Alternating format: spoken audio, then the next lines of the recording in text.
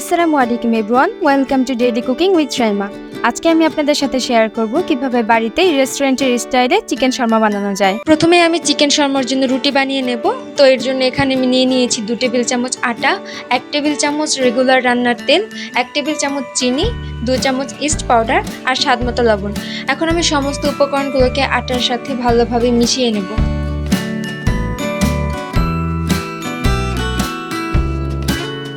এখন এর মধ্যে হালকা কুসুম গরম পানি দিয়ে নিচ্ছি। মনে রাখবেন আটার ডোটা বানানোর জন্য হালকা কুসুম গরম পানি লাগবে, নর্মাল পানি অথবা ঠান্ডা পানি ব্যবহার করা যাবে না। আমার আটার ডোটি বানানো হয়ে গিয়েছে। এখন আমি এর ওপর অল্প করে তেল দিয়ে নিয়ে 1 ঘন্টার জন্য আটার ডোটি রেস্টে রেখে দেবো। এখন আমি চিকেনটাকে রেডি করে নেব। এর জন্য আমাদের প্রয়োজন কয়েক পিস চিকেন, সয়া সস, আদা রসুন বাটা, মরিচের গুঁড়ো আর ধনিয়া গুঁড়ো। এবার সমস্ত উপকরণগুলোকে চিকেনের মধ্যে দিয়ে আমি চিকেনটাকে ম্যারিনেট করে নেব। আমি চিকেনের মধ্যে লবণ ইউজ করিনি, যেহেতু সয়া সসের মধ্যে লবণ থাকে তাই আমি সেটা স্কিপ করে গিয়েছি। আপনারা যদি চান তাহলে লবণ ইউজ করতে পারেন, তবে সেক্ষেত্রে লবণের পরিমাণটা বুঝে দিতে হবে। আমার চিকেনটা ম্যারিনেট করা হয়ে গিয়েছে। এখন আমি চিকেনটাকে 15 মিনিটের জন্য রেস্টে রেখে দেব। তবে কারো যদি সময় কম থাকে তাহলে সেক্ষেত্রে ইনস্ট্যান্ট চিকেনটাকে ফ্রাই করতে পারবেন। এবার আমি চিকেন শর্মার জন্য সস বানিয়ে নেব। এর জন্য আমাদের লাগবে টক দই, টমেটো সস, মেয়োনিজ, চিনি আর লবণ। চিনিটা আপনারা আপনাদের স্বাদ মতো ব্যবহার করবেন। একটি মিক্সিং বলে আমি সমস্ত উপকরণগুলোকে ঢেলে নিচ্ছি।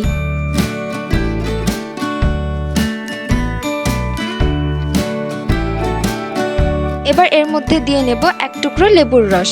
এখন চামচের সাহায্যে সমস্ত উপকরণগুলোকে মিশিয়ে নেব। মিশ্রণের কাজটি খুব ভালোভাবে করতে হবে যতক্ষণ পর্যন্ত না সমস্ত উপকরণগুলো একটা আরেকটার সাথে মিশে যাচ্ছে। আমার সসটা রেডি হয়ে গিয়েছে। এখন আমি আগে থেকে ম্যারিনেট করে রাখা চিকেনগুলোকে ভেজে নেব। ভেজে নেওয়ার সময় চুলার হিটটা মিডিয়াম লোতে রাখতে হবে, যাতে করে চিকেনগুলো ভালোভাবে ভাজা হয় আর চিকেনের ভেতরেও কাঁচা না থাকে। আমি সমস্ত চিকেনের পিসগুলোকে একসাথেই ভেজে নেব। আর চিকেনগুলো ভাজার সময় বেশি তেলের প্রয়োজন নেই, অল্প তেলেই চিকেনগুলো ভাজা হয়ে যাবে। এখন আমি চিকেনগুলোকে ভালোভাবে ভেজে নেব যতক্ষণ পর্যন্ত না চিকেনের উপরে একটা লালচে ভাব আসে। আমার চিকেনগুলো ভাজা হয়ে গিয়েছে। আমি এখন চিকেনগুলোকে উঠিয়ে নেব। চিকেনগুলো যখন ঠান্ডা হয়ে যাবে তখন ছুরির সাহায্যে অথবা হাতের সাহায্যে চিকেনগুলোকে ছোট ছোট টুকরো করে নিতে হবে। সমস্ত চিকেনের পিসগুলো আমার উঠানো হয়ে গিয়েছে। এর মধ্যে আটার ডোটাও রুটি বানানোর জন্য একদম রেডি। দেখতে পাচ্ছেন আটার ডোটা ঠিক কতটা ফুলে উঠেছে। এবার আটাগুলোকে ছোট ছোট ভাগ করে নিয়ে আমি রুটি বানিয়ে নেব। রুটি বানানোর সময় অল্প করে উপরে ময়দা নিয়ে নেবেন যাতে রুটিগুলো লেগে না যায়। চিকেন শর্মার রুটিটা নর্মাল রুটি বা পরোটার থেকে একটু মোটা করে বেলতে হবে, একদম পাতলা করা যাবে না। এভাবে আলতো হাতে আমি রুটিটা বেলে নেব। আমার রুটি বানানো হয়ে গিয়েছে। দেখতেই পাচ্ছেন রুটিটা ঠিক কেমন হয়েছে। এবার আমি রুটিগুলোকে ভেজে নেব।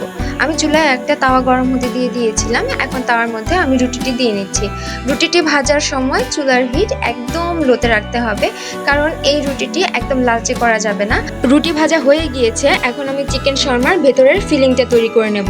এর জন্য আগে থেকে বানিয়ে রাখা সসের মধ্যে আমি টুকরো করে রাখা চিকেন দিয়ে নিচ্ছি, আর দিয়ে নিচ্ছি টমেটো কুচি আর শসা কুচি।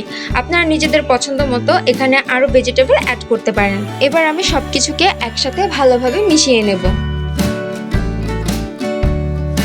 আমি সবকিছুকে একসাথে ভালোভাবে মিশিয়ে নিয়েছি, আর এর মাধ্যমে আমাদের চিকেন শর্মার ভেতরের ফিলিংটা একদম তৈরি।